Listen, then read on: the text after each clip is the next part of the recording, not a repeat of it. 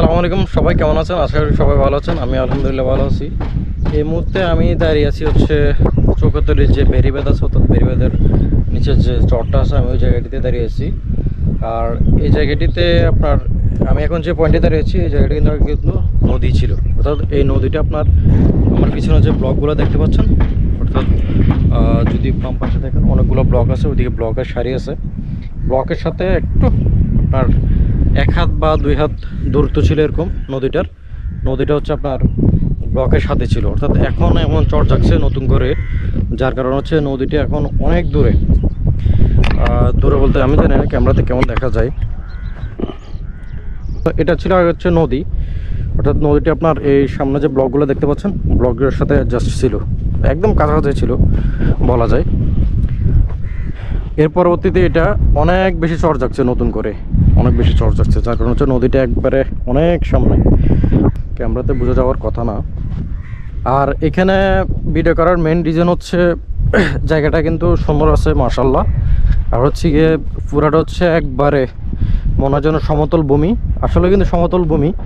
আর সবুজ যে ঘাসগুলো আছে, ঘাসের কারণে এখানকার সৌন্দর্য আরও অনেক বেশি বৃদ্ধি পাচ্ছে। এবং আপনারা যদি এখানে আসেন আপনাদের কাছে ভালো লাগবে অবশ্যই, কারণ হচ্ছে এখানে মাটির কিছু উঁচু নিচু টিলা আছে, সেগুলো দেখতে ভালো লাগে। আর হচ্ছে গিয়ে এখানে আপনার মাঝে মধ্যে জোয়ারও আসে, যদি ফুল জোয়ার হয় সেক্ষেত্রে আপনার ব্লকের সাথে জোয়ারগুলো আসে, অ্যাডজাস্ট হয়, এখানে জোয়ারের পানি মিলিত হয় এখানে। আর আমার পিছনে আমি বুঝতেছি না আসলে দেখা যাচ্ছে কিনা, পিছনে সবুজের বিস্তীর্ণ সমাহার, এই জিনিসটা দেখতে আপনাদের কাছে অবশ্যই ভালো লাগবে। কারণ হচ্ছে সবুজের সমারোহ একবারে মনে যেন সবুজ কার্পেট বিছানো আছে এখানে, ওইরকমই মনে হচ্ছে। আর আমি এখন ঠিক চৌকাতলির যে বেরিবাঁধ আছে ওই পয়েন্টে দাঁড়িয়ে আছি। আপনারা চাইলে শিবারহাটের উপর দিয়ে আসতে পারবেন এখানে, আবার চাইলে হচ্ছে আপনারা বেরিয়ে আসতে পারবেন। আর যদি বর্ষার মৌসুম আসেন সেক্ষেত্রে আপনারা বেরিয়ে না এসে আপনারা ডিরেক্ট শিবারহাটের উপর দিয়ে আসবেন, সেটাই বেস্ট হবে, আপনাদের জন্য ভালো হবে। আর আমার হাতের ডান পাশে উত্তর কর্নারে যে এটা দেখতে পাচ্ছেন, ওটা হচ্ছে বাংলা বাজার ঘাট। আমি ওইটাতে একটু পরে যাবো। হচ্ছে যে আপনার ভাসানচর, অর্থাৎ যেখানে রোহিঙ্গারা বর্তমান অবস্থান করতেছে, এটা কিন্তু সন্দ্বীপেরই অংশ। এটা নিয়ে ইদানিং হাতের মানুষজন এটা নিয়ে অনেক বাড়াবাড়ি করতেছে। আশা করি এটা ইনশাল্লাহ খুব শীঘ্রই সন্দ্বীপেরই হবে এবং সে ঘোষণা আসবে। সো আপনারা যারা হচ্ছে গিয়ে চৌকাতলি বেরিবাঁধে আসবেন, এই জায়গাটিতে ঘুরে যাবেন, জায়গাটা অনেক বেশি সুন্দর। আর এই যে সবুজের সমারোহ, এই জিনিসটা আপনাদেরকে অনেক বেশি মুগ্ধ করবে। বিশেষ করে হচ্ছে যারা ট্রাভেলিং করেন বা হচ্ছে যারা ছবি তুলতে পছন্দ করেন, ভিডিও করতে পছন্দ করেন, তাদের জন্য সুন্দর একটা জায়গা বা ভালো একটা লোকেশন বলা যায়।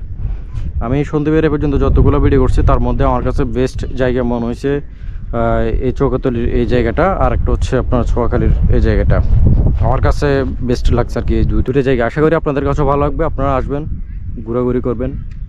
আর যারা সন্ধ্যের বাড়ি থেকে আসবেন তারা এই জায়গাটিতে আসবেন, আশা করি আপনাদের কাছে ভালো লাগবে।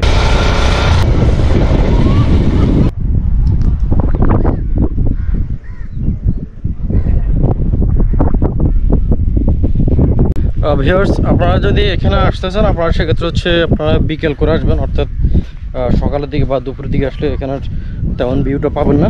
তাই আমি আপনাদেরকে সাজেস্ট করবো আপনারা হচ্ছে বিকেলবেলা আসবেন এইসব জায়গাগুলোতে। বিকেলবেলা আসলে আপনারা সানসেটের ভিউ পাবেন, প্লাস এমনিতে আপনারা যদি ছবি বা ভিডিও করতে চান সেক্ষেত্রে সেটারও ভালো একটা ফ্রেম পাবেন বা হচ্ছে কি ভিউ পাবেন। ওভারঅল জায়গাটা অনেক বেশি ভালো লাগছে আমার কাছে। আর এখানে সবচেয়ে যে জিনিসটা আপনার মন কাড়বে সেটা হচ্ছে যে আপনি যদি সামনের দিকে তাকান তাহলে মনে হবে যেন যে কেউ সবুজের কার্পেট বিছিয়ে রেখে গেছে আপনার জন্য, এই ধরনের একটা ফিল আসবে আপনার কাছে। অনেক বেশি সুন্দর মাশাআল্লাহ, প্রকৃতি অনেক বেশি সুন্দর। জীবনকে উপভোগ করতে হলে আসলে প্রকৃতির সান্নিধ্য হতে হবে, প্রকৃতির সান্নিধ্য না হলে আসলে জীবনে কখনো উপভোগ করা পসিবল না। তো আমি সাজেস্ট করবো আপনারা যারা ঘুরতে আসবেন এখানে আপনারা বিকেল করে আসবেন। আর চারিদিকে যে ভিউ মাশাআল্লাহ, এই জিনিসটা আপনাদের কাছে ভালো লাগবে, আপনারা আসবেন, ঘুরে ফিরে যাবেন, অনেক বেশি এনজয় করতে পারবেন।